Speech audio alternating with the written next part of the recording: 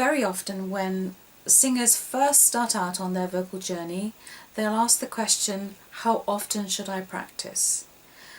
That's a difficult one to really gauge because, of course, you know, we're all human beings and we're all very different. I always answer that very reservedly because in the early days, when you're first learning, it's advisable to have, you know, fairly regular sessions with your vocal coach, your singing teacher, so that you can be really well guided as you're laying down the patterns for practice and getting used to all the jargon and things like that, as you would expect with any new skill.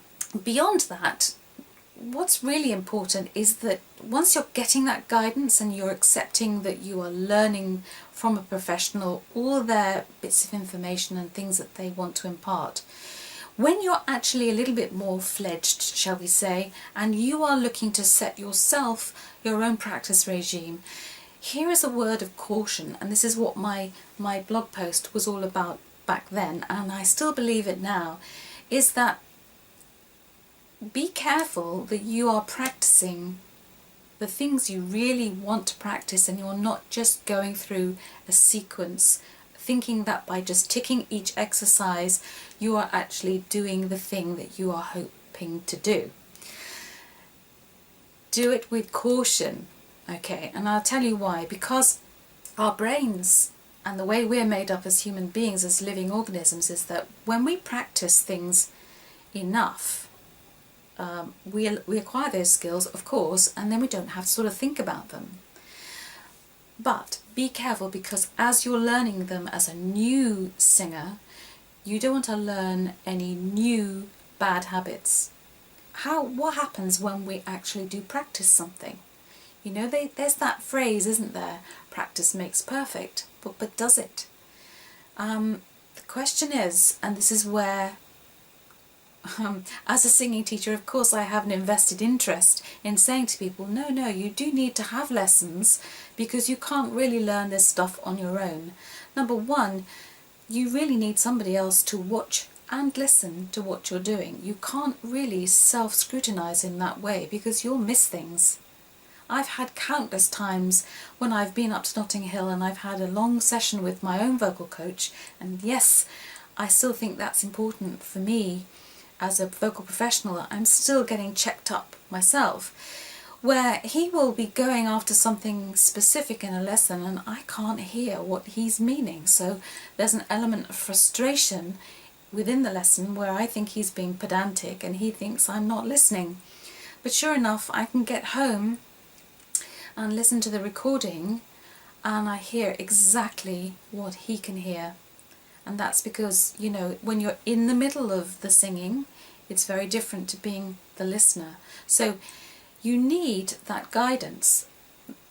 You need that guidance. But when you are practicing at home or on your own, the reason why you have to be very careful how you're going about this is because every time we do something, our brains remember the pattern.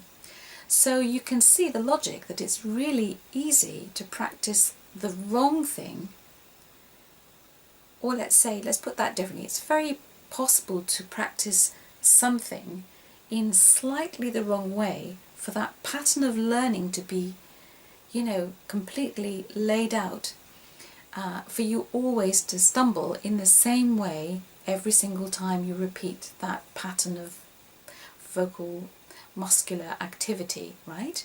So the article I've shared, the blog post that I've shared, is all based on something that I read, and it's called, the original article that I read was called Why Practice Actually Makes Perfect, How to Rewire Your Brain for Better Performance. Now, from a singing point of view, I always say that you must be very careful that you don't just keep practicing and keep practicing mistakes.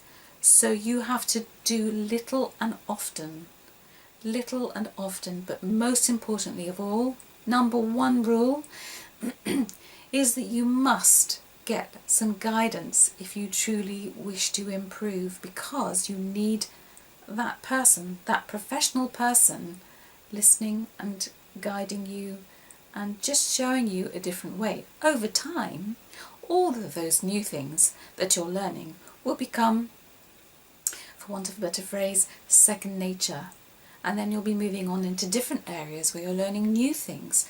And the same thing will apply. Do it slow and steady, and always with a kind of presence of mind and understanding why these things have to be practiced in a certain way. Okay, so that's what I'm sharing this week. It's all about making sure you're doing enough practice, yes, but practicing in the right way. So just be careful there as you're starting your vocal journey. Make sure every step you make is a wise one. Okay, until next time, happy singing.